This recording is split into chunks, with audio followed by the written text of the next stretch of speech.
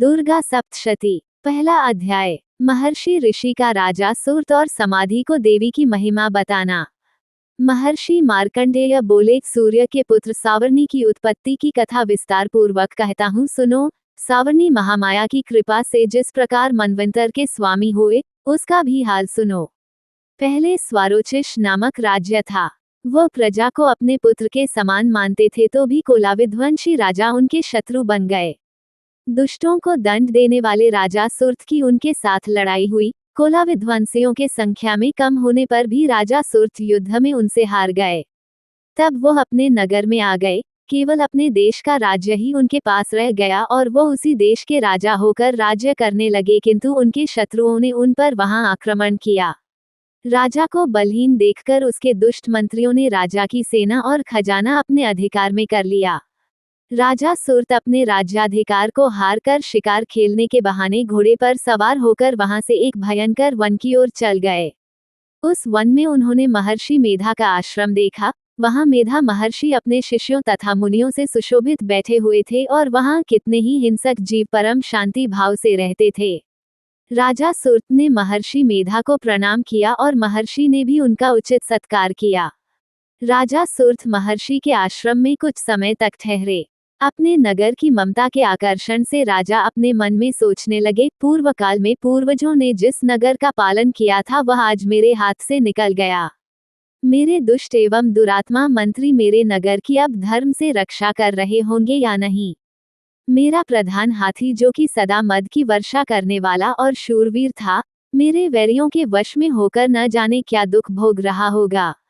मेरे आज्ञाकारी नौकर, जो मेरी कृपा से धन और भोजन पाने से सदैव सुखी रहते थे और मेरे पीछे पीछे चलते थे, वह अब निश्चय ही दुष्ट राजाओं का अनुसरण करते होंगे तथा मेरे दुष्ट एवं दुरात्मा मंत्रियों द्वारा व्यर्थ ही धन को व्यय करने से संचित किया हुआ मेरा खजाना एक दिन अवश्य खाली हो जाएगा।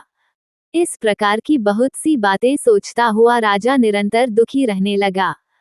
एक दिन राजा सुर्त ने महर्षि मेधा के आश्रम के निकट एक वैश्य को देखा। राजा ने उससे पूछा, भाई, तुम कौन हो? यहाँ तुम्हारे आने का क्या कारण है और तुम मुझे शोकग्रस्त तनमने से दिखाई देते हो, इसका क्या कारण है? राजा के ये नम्र वचन सुन वैश्य ने महाराज सुर्त को प्रणाम करके कहा। वैश्य बोला, राजन, मेरा नाम समाधि है। मैं धनियों के कुल में उत्पन्न एक वैश्य हूँ। मेरे दुष्ट स्त्री पुत्रादिकों ने लोभ से मेरा सब धन छीन लिया है और मुझे घर से निकाल दिया है। मैं इस तरह से दुखी होकर इस वन में चला आया हूँ और यहाँ रहता हुआ मैं इस बात को भी नहीं जानता कि अब घर में इस समय सब कुशल है या नहीं। यहाँ मैं अपने परिवार का आचरण संबंधी कोई समाचार भी नहीं पा सकता कि वह घर में इस समय कुशल पूर्वक है या नहीं। मैं अपने पुत्रों के संबंध में ये भी नहीं जानता कि वह सदाचारी हैं या दुराचार में फंसे हुए हैं। राजा बोले, जिस धन के लोभी स्त्री पुत्रों ने तुम्हें घर से निकाल दिया है, फिर भी तुम्हारा चित्त उनसे क्यों प्रेम करता है? वैश्य ने कहा, मेरे विषय में आपका ऐसा कहना ठीक है, किंतु मेरा मन इतना कठोर नहीं है।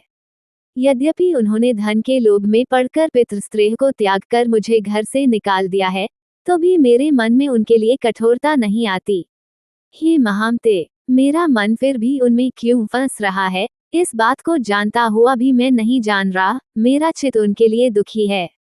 मैं उनके लिए लंबी लंबी सांसें ले रहा हूँ। उन लोगों में प्रेम नाम को नहीं है, फिर भी ऐसे स्नेहियों के लिए मेरा हृदय कठोर नहीं होता। महर्षि मार्कंडेय जी ने कहा, हे ब्राह्मण। इसके पश्चात महाराज सुर्त और वो वैश्य दोनों महर्षि मेधा के समीप गए और उनके साथ यथायोग्य न्याय संभाषण करके दोनों ने वार्ता आरंभ की। राजा बोले, हे भगवान, मैं आपसे एक बात पूछना चाहता हूँ, सो आप कृपा करके मुझे बताए। मेरा मन अधीन नहीं है, इससे मैं बहुत दुखी हूँ। राज्य धनादिक की चिंता अभी तक मुझे बनी हुई है और मेरी यह ममता अज्ञानियों की तरह बढ़ती ही जा रही है। और यह समाधि नामक वैश्य भी अपने घर से अपमानित होकर आया है। इसके स्वजनों ने भी इसे त्याग दिया है। स्वजनों से त्यागा हुआ भी यह उनसे हार्दिक प्रेम रखता है। इस तरह हम दोनों ही दुखी हैं। हे महाभाग, उन लोगों के अवगुणों को देखकर भी हम दोनों के मन में उनके लिए ममता जनित आकर्षण उत्पन्न हो रहा है। हमारे ज्ञान रहते हुए भी ऐसा क्यों है? अज्ञानी मनुष्यों की तरह हम दोनों में यह मूर्खता क्यों है? महर्षि मेधा ने कहा, विषम मार्ग का ज्ञान सब जंतुओं को है। सबों के लिए विषय पृथक पृथक होते हैं।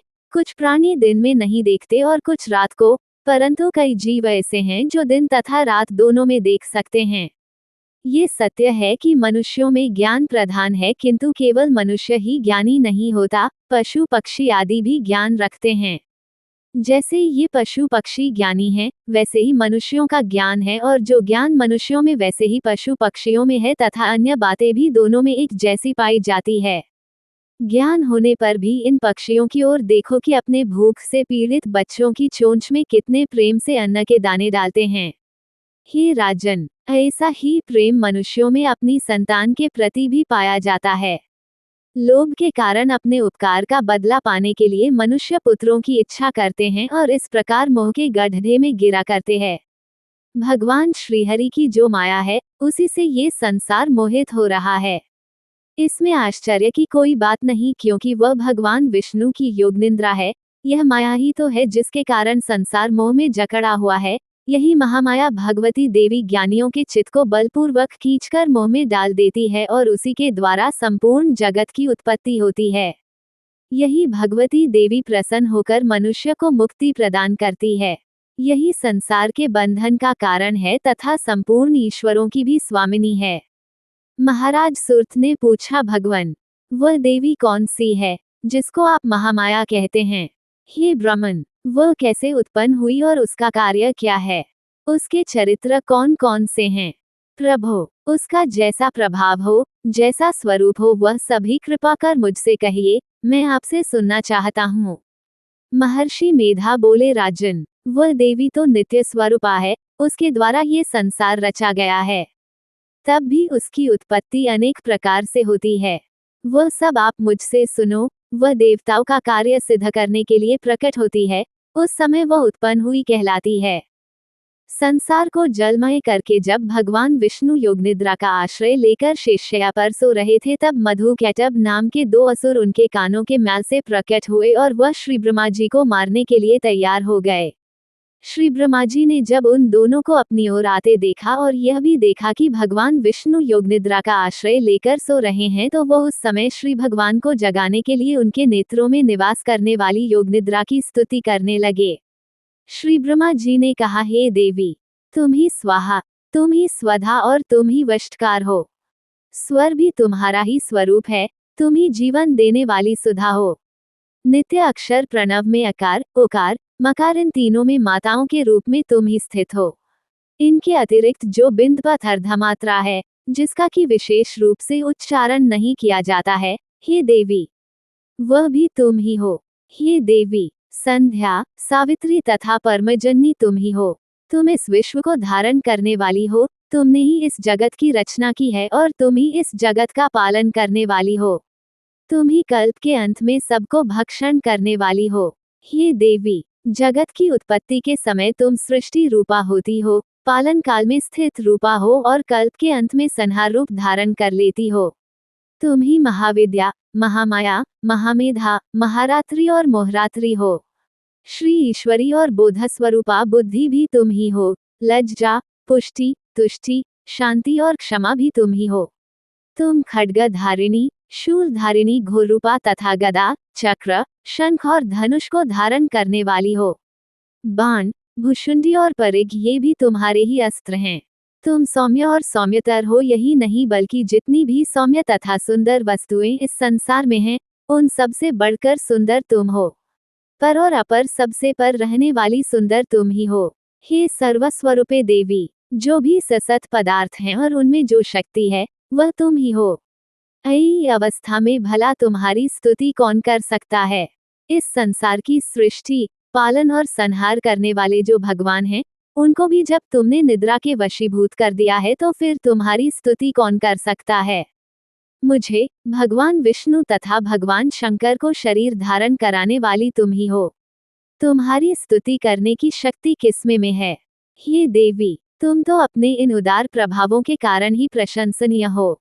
मधु और कैटभ जो भयंकर असुर है, इन्हें मोह में डाल दो और श्रीहरि भगवान विष्णु को भी जल्दी जगा दो और उनमें इनको मार डालने की बुद्धि भी उत्पन्न कर दो। महर्षि मेधा बोले, हे राजन, जब श्री ब्रह्मा जी ने देवी से इस प्रकार स्तुति करके भगवान को जगाने तथा मधु और कैटब को मारने के लिए कहा तो वह भगवान श्री विष्णु के नेत्र, मुख, नासिका, बाहु, हृदय और वक्षस्थल से निकल ब्रह्मा जी के सामने खड़ी हो गई। उनका ऐसा करना था कि भगवान श्रीहरि तुरंत जाग उठे और दोनों असुरों को देखा, जो कि अत्यंत बलवान तथा पराक्रमी थे और मारे क्रोध के, जिनके नेत्र लाल हो रहे थे और जो ब्रह्मा जी का वध करने के लिए तैयार थे। तब क्रुद्ध हो उन दोनों दुरात्मा असुरों के साथ भगवान श्रीहरि पूरे 5000 वर्ष तक लड़ते रहे। एक तो वह अत्यंत बलवान तथा पराक्रमी थे, दूसरे महामाया ने भी उन्हें मोह में डाल रखा था। अतः वह श्री भगवान से कहने लगे, हम दोनों तुम्हारी वीरता से अत्यंत प्रसन्न हैं, तुम हमसे कोई वर मांगो। भगवान ने कहा, यदि तुम मुझ पर प्रसन्न हो तो अब तुम मेरे हाथों से मर जाओ। बस इतना सा ही वर मैं तुमसे मांगता हूँ। यहाँ दूसरे वर से क्या प्रयोजन है? महर्षि मेधा बोले, इस तरह से जब वह धोखे में आ गए और अपने चारों ओर जल ही जल देखा तो भगवान श्रीहरि से कहने लगे, जहाँ पर जल न हो, सूखी जमीन हो, उसी जगह हमारा वध कीजिए। महर्षि मेधा कहते हैं, तथास्तु कहकर भगवान श्रीहरि ने उन दोनों को अपनी जांघ पर लिटाकर उन दोनों के सिर काट डाले। इस तरह से ये देवी श्री ब्रह्मा जी की स्तुति करने पर प्रकट हुई थी। अब तुमसे उनके प्रभाव का वर्णन करता हूँ, सो सुनो।